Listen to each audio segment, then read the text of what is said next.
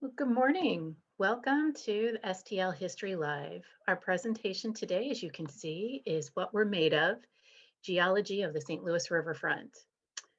I'm Tammy Goldman. I'm Director of Tourism and Visitor Experience, but today I'm your behind the scenes host and technical assistant, hopefully to ensure the program runs smoothly.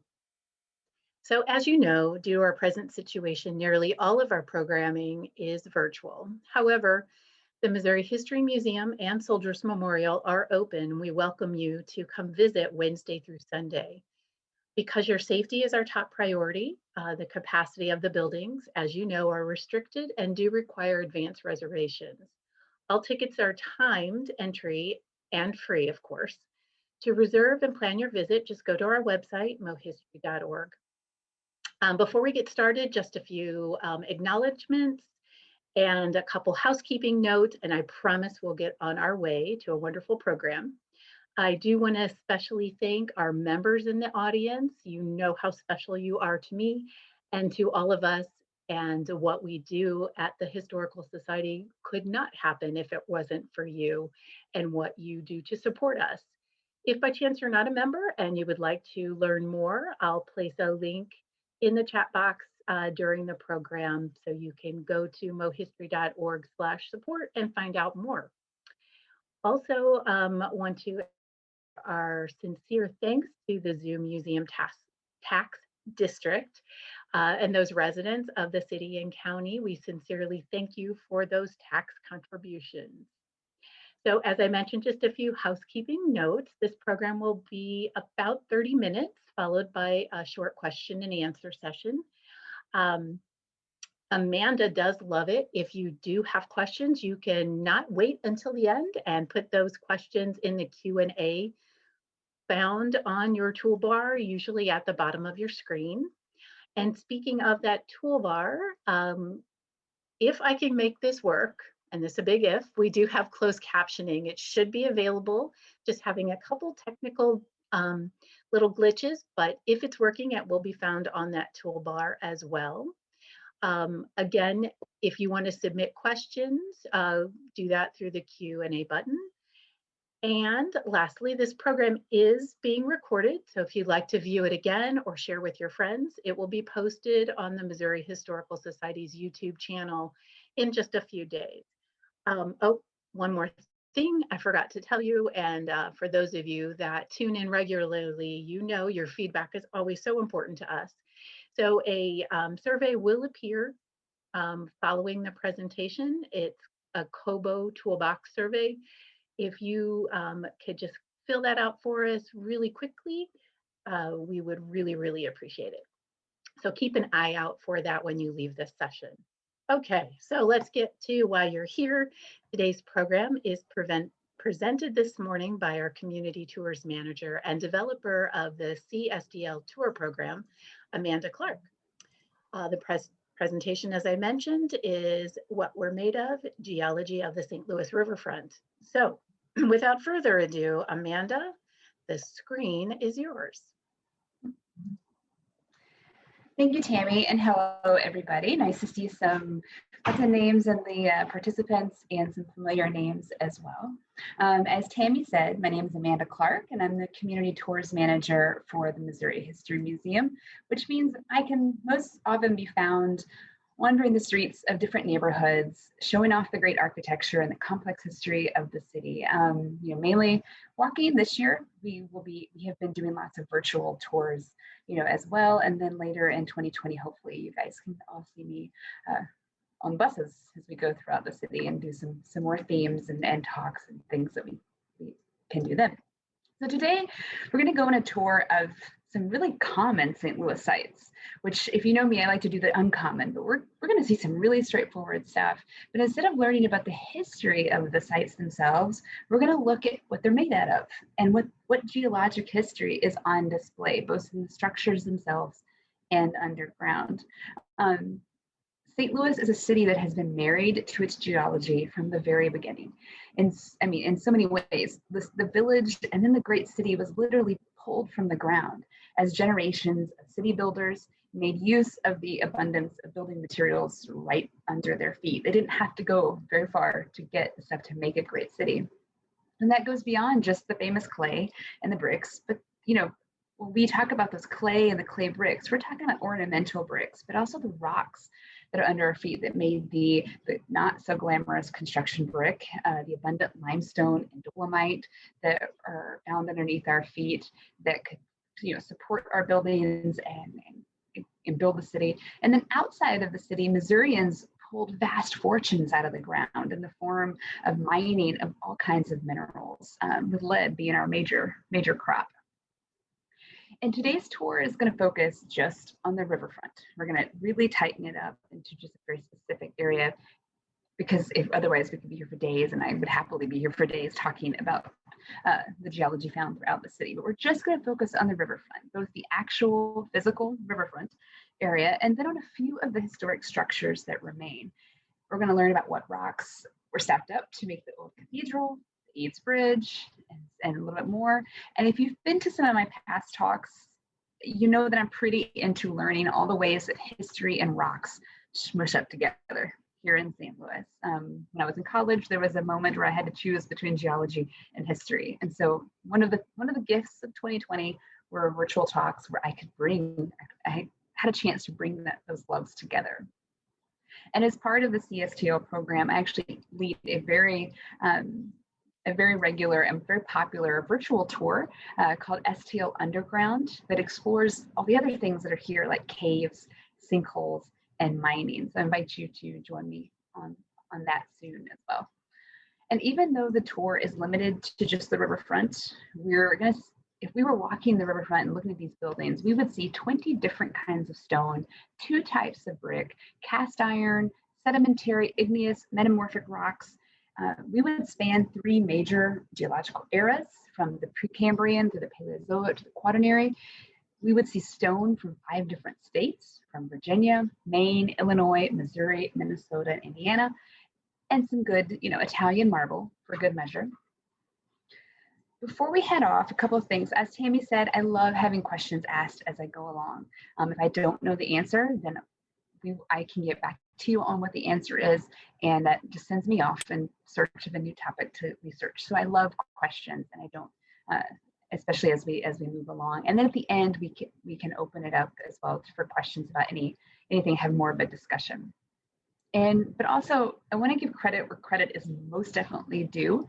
That is to a man named Arthur Hebrink at the Missouri Mines State Park. Back when we went home for the pandemic, I had this idea for this talk that we're doing today a year ago. And I was really excited to find that there was a kindred soul that had written a walking tour of the riverfront from a geologic point of view in the 1980s. And this was the coolest thing I'd ever found. And so I researched it and I loved it, and had this talk in mind, how I was going to do it in my way. And then one day I'm at Missouri Mines State Park researching for a different project. And there's this older gentleman that's walking, and he's got this little name tag, and we start chatting, and he's himself is in his 80s, and he's worked here almost his whole career. He's a geologist for the state of Missouri. And he just mentions offhand, oh, and I wrote this walking tour of the riverfront in the 1980s. And I just about hugged him. If I could have, I would have hugged him. And I've visited him several times to talk about this talk. And so I draw heavily from his book, The Bust of St. Louis Riverfront, and I have his permission and hopefully his blessing once he sees what I did with it today. So I want to start with this photo. This is from the 1860s. It's a daguerreotype. And I picked it because it's St. Louis Riverfront, and it's pretty much nothing but rocks. There's limestone buildings that are deteriorating, falling down there, and there's limestone popping up out of the ground, right? Like it's all on display right here. And the building you're looking at, the one on the right, the circular building, was known locally. We called it the Old Spanish Fort, but that was a misnomer because it was actually a mill, and it was on the riverfront at the foot of Biddle Street. So it was formed one of the visual barriers of North St. Louis on the riverfront. So I'm going to talk first about the very general geology of the area. So this map was made by the Geological Survey in the 1850s. So by this time in Missouri, there are quarries, coal mines, and clay pits all over the place, especially in St. Louis. mining was emerging as such a major driver in Missouri's economy that we had a geological survey as an organization at the state level. As you can see from this map, again from the 1850s, St. Louis sits on, for lack of a better word, a giant sheet of limestone. And that a limestone, specific limestone and dolomite that we are on here, these two sedimentary rocks, they like to melt with water. And the water and rainwater here is pretty acidic. So that is why we have so many caves, which are part of the folklore and the mystique of the area. So we have all the caves, sinkholes. It's also why we had issues. We've always had issues with sewers and shifting foundations and things like that. We also have a nice clay deposit running through south central St. Louis, known as the Cheltenham clay. And that's not just where the pretty red bricks come from. Like I said, that's a more complicated thing, but it's also where the sewer pipes, ornamental brick, and terracotta came out of the ground there. So it's a really general and quick overview of the St. Louis under your feet as you're moving around throughout. So let's go just to the riverfront and tighten it up, see how all that comes together here. So our first stop is going to be the actual riverfront right here. I've kind of highlighted it here in green in case you need to point it out where the riverfront is. But this is what we're going to talk about. And this is a place that, in several talks and tours, it's always easy to show the riverfront before the arch, the riverfront after the arch, and see how different it looks. But I want to talk about how it looks different in ways that most St. Louisans do not know.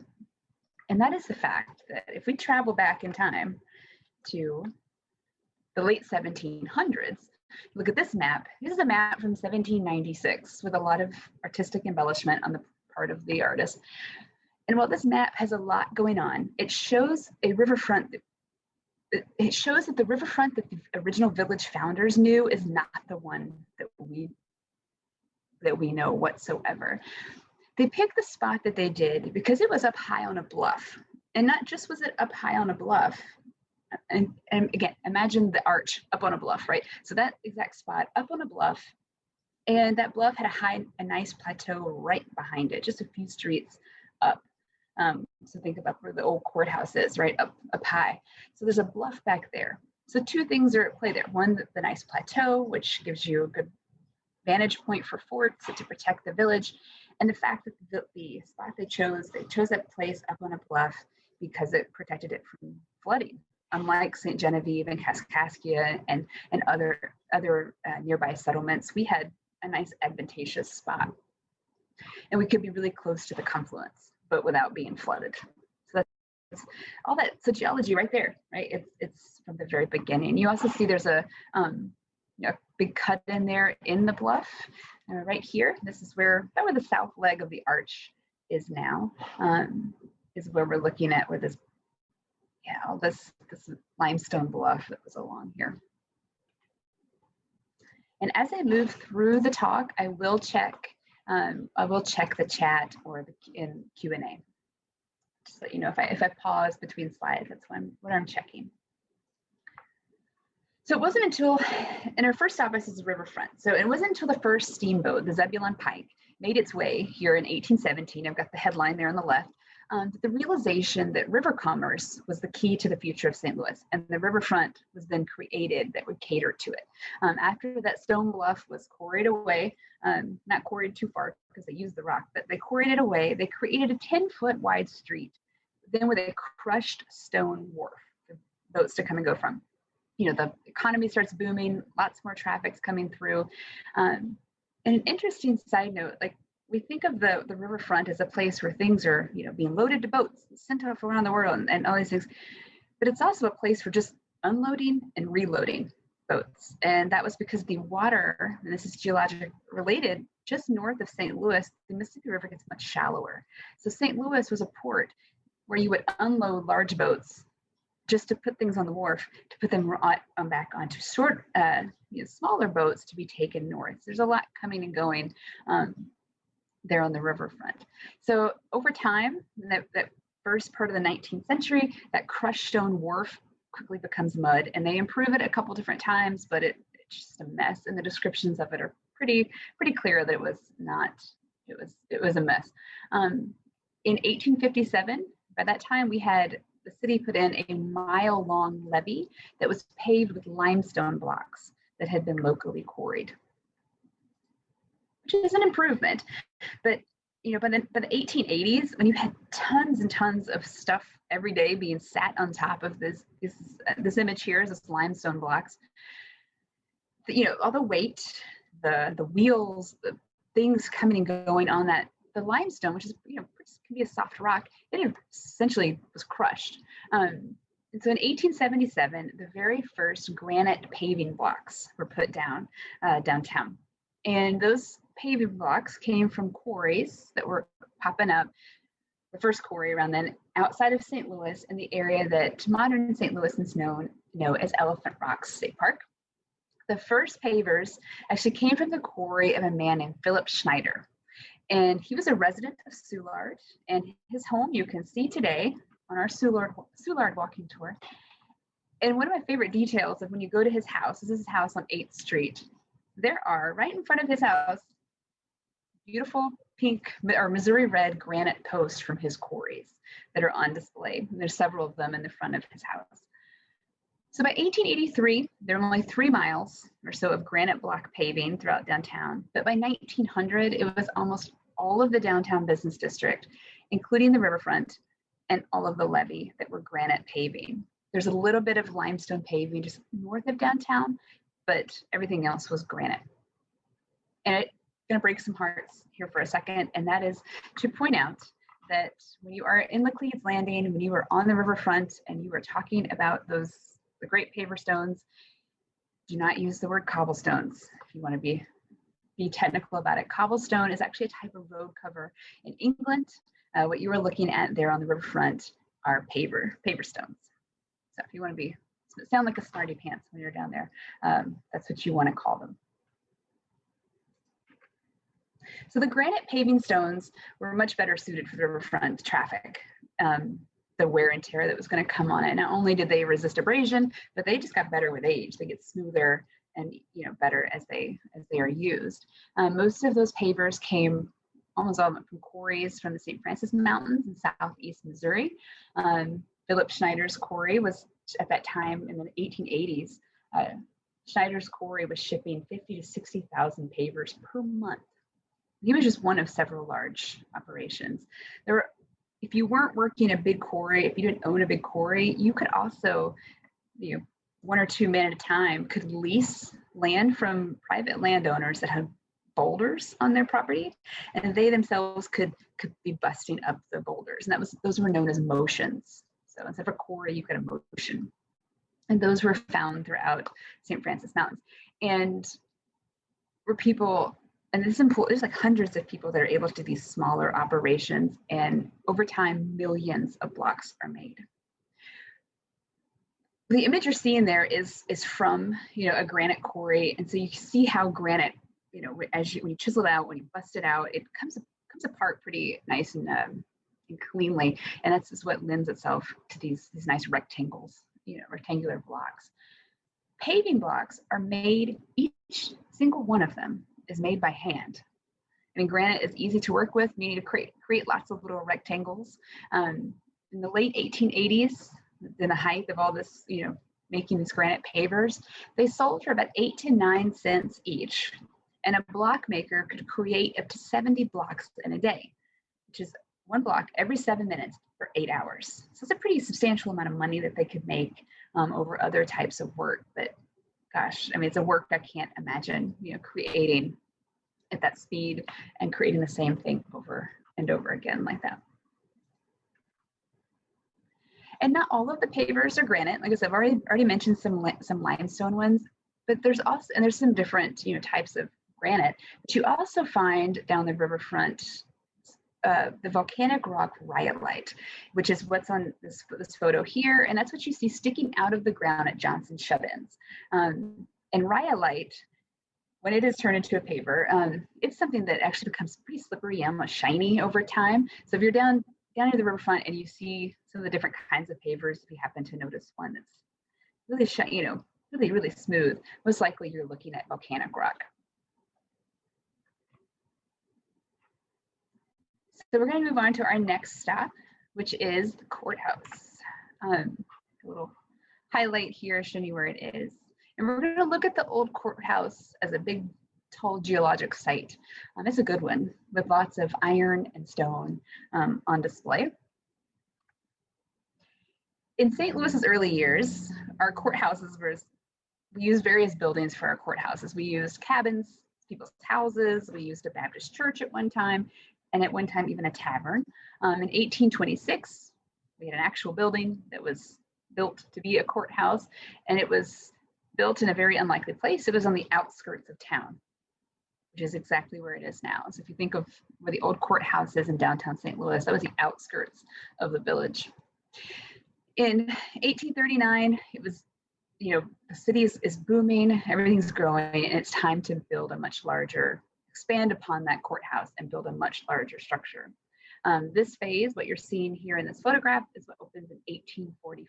So it's the original dome, later expanded upon, that we'll see, and you'll see how the facades were changed as well over time after, when they were made more uniform. So this is the big courthouse dome added in 1862. This photo is from the early 20th century.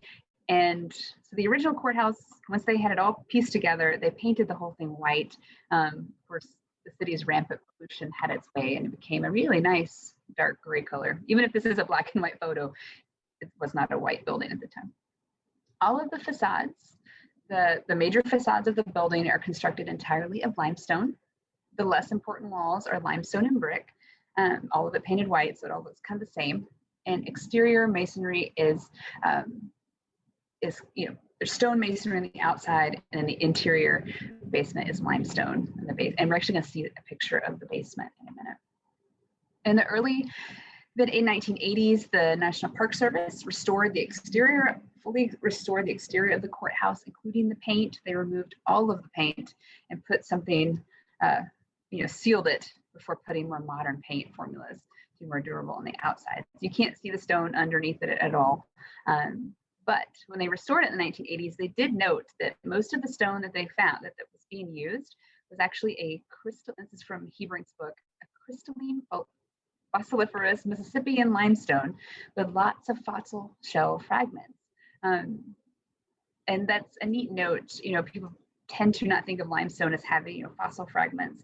On our Soulard walking tour, I found a foundation of a building that has some really prominent fossils showing in it, and that's a really fun thing to it's on display that people would walk by every day and never notice, oh, there's a really cool fossil sticking out there.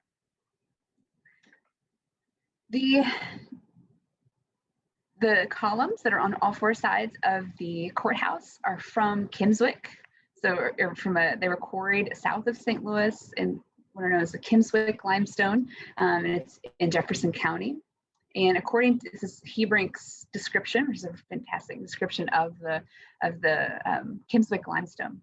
The Kimmswick is typically massive, white to light gray, coarsely crystalline, and abundantly fossiliferous.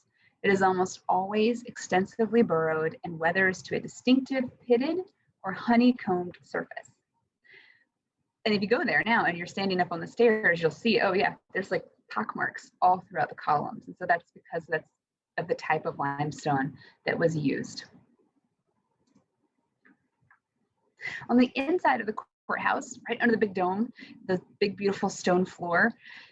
And I miss going into this building. All of our downtown tours for years, over a decade, I've been giving walking tours of downtown. We go into the courthouse. You can just feel the history and the energy of all the lives that crossed through there. Those stones are original to the building. They were laid in 1843, and they are limestone. Other stones that are found throughout, there's marbles from Jefferson and Jasper counties, and marble from Iron Mountain, just outside of St. Louis. It's found inside as well. This screen capture here is from a document from 2013 from the National Park Service, and this is when they did a almost 400-page detailed report on the conditions found inside the building of the old courthouse. And so you get some really rare shots of the basement and the stone and brickwork that's hiding behind the walls throughout the thing. The building also features lots of wrought and cast iron, which is geologic as well. with all of the cast iron and wrought iron was fabricated in St. Louis, except for the outer ribbing of the dome when it was raised. Okay, we're going to move to our next spot. And this is one that if you've been to many of my talks, you know I always find my way here. And this is to the Eads Bridge, the beautiful, fantastic Eads Bridge, completed in 1874. So, you know, I could give hours of talks, people could give hours of talks and documentaries and things about the engineering, but we are going to simplify it and just look at it, just look at the rocks. So the Eads Bridge features over 70,000 cubic yards of stonework. The majority of it is granite and dolomite. The big piers, the incredible famous piers that go hundreds of feet underground, those are made of granite. And it was granite that was brought in from Maine and Virginia. And they used that stone because it could withstand the action of all that force of the water, ice that would come and go, debris that would be hitting it. They brought it in from Maine and Virginia, and because they did not know at the time that they could have just used St. Francis granite and Missouri granite, which would have been just the same and cheaper, but they did. So they brought it in from far away, and then later, as they also used Missouri red granite to face the bases up to the high water mark, and that did come from Iron County in Missouri. That particular quarry was the Ozark Mountain Quarry in Graniteville, and it was the state's first granite quarry in 1869. And inside the piers are giant blocks of dolomite, which is known as Joliet dolomite from Grafton, Illinois. So didn't have to travel very far for all of this material. And then the arches that span the levees are made of sandstone. And that sandstone was quarried just south of St. Genevieve and was brought 60 miles up the river. I love this map because it shows a great cross section of the bridge. It's a diagram of the bridge in a way that you don't normally see it, which is what's underneath. And it is a great illustration of how impressive those piers are in regards to how deep they had to go and what they were, up against, as well as the tunnel in the upper left. This is one of those things I'm sure if you're like me, you'd want to keep staring at this. And as the person giving this talk, I feel bad that we have to keep moving along. Our last structure that we're going to look at in terms of geology is the Old Cathedral. There's our little old cathedral there, built in the 1830s. The church that we know today is actually the fourth church that was on the site. The first two were log, and the third one was made out of brick. And here is the cathedral as it appeared when it was built. This drawing makes it look like it's on fire, but it's not. But this is what it looked like by the late 19th century. So nestled in among surrounding buildings, it was a very densely built up area. And so there's the cathedral in the late 19th century. And here it is in 1953.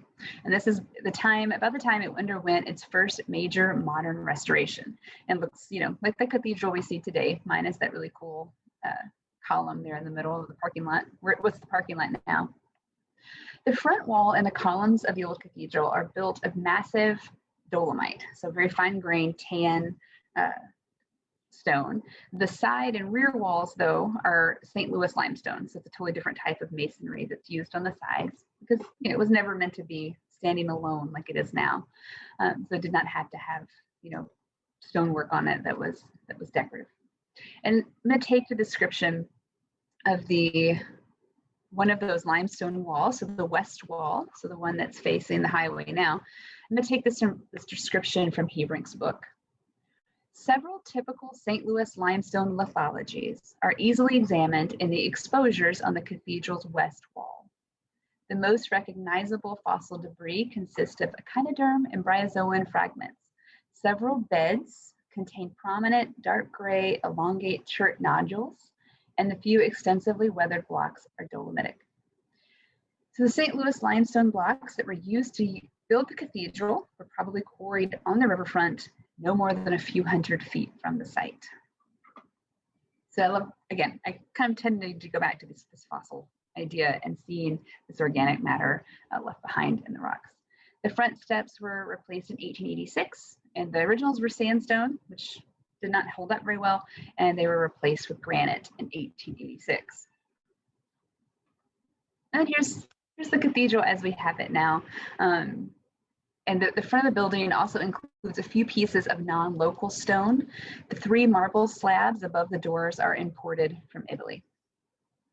And speaking of the 3 doors, I personally have a fun connection to the geologic aspect of the cathedral. I worked for the architecture firm that completed the renovation about 8 years ago. It's not an architect.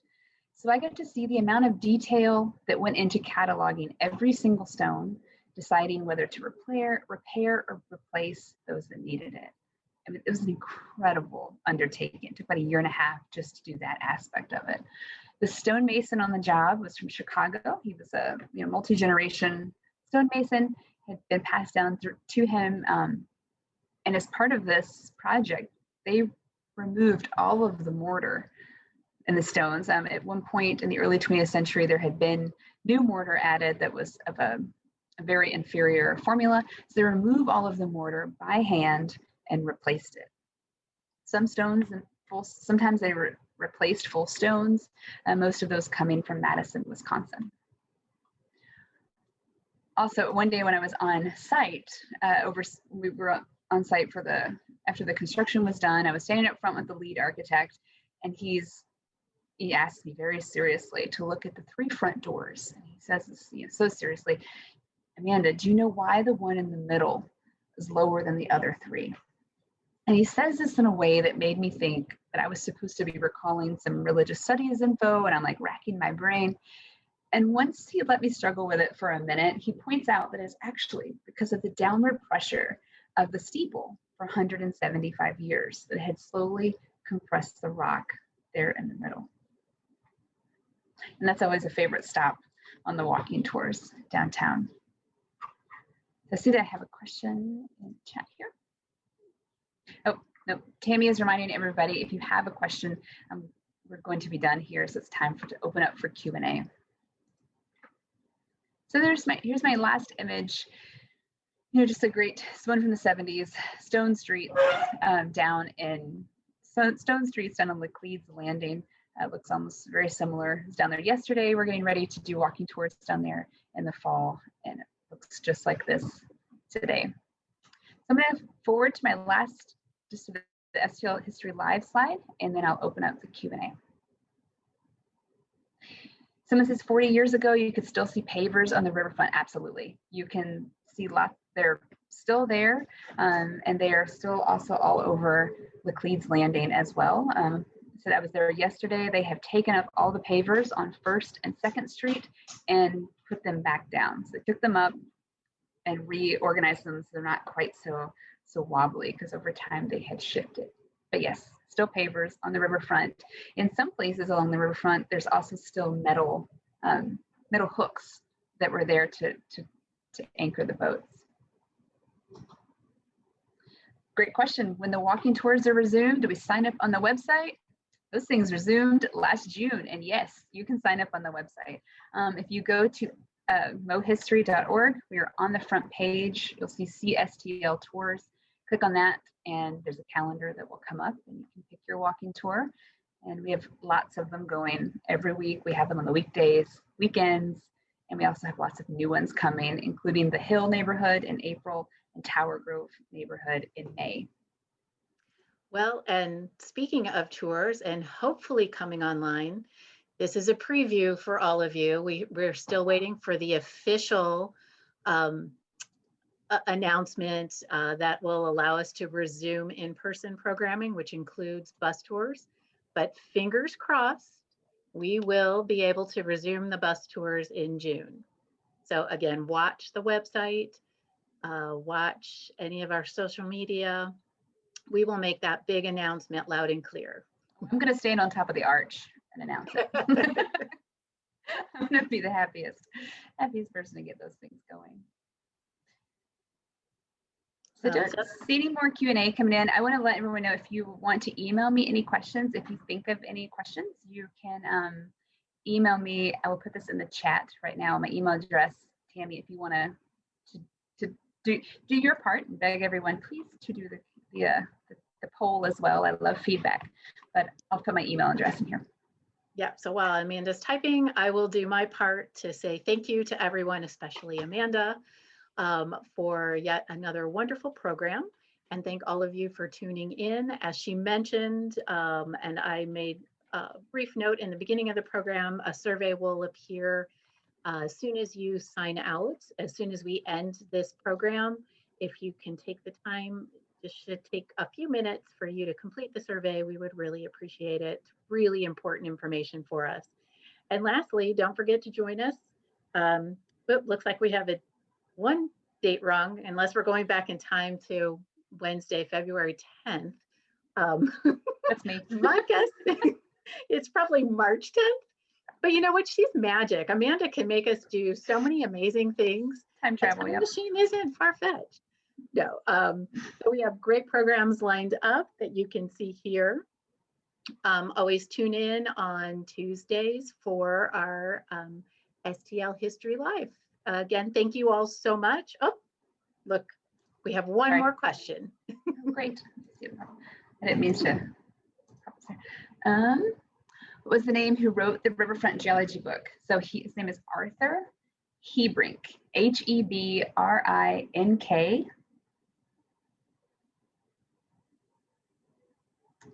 And when I met him and found out that he was the one that wrote my favorite book, I acted like I had just met a rock star. He was a little surprised. He's a great guy. He's at Missouri Mines State Park. I bet that was kind of fun too, to know that you're a fangirl. Oh, I'm such a fangirl. Yes. That's awesome. Well, thank you again, everybody. Have a wonderful day. It looks like there might be a little sunshine out there, so go get it. Thank you, everybody. Bye.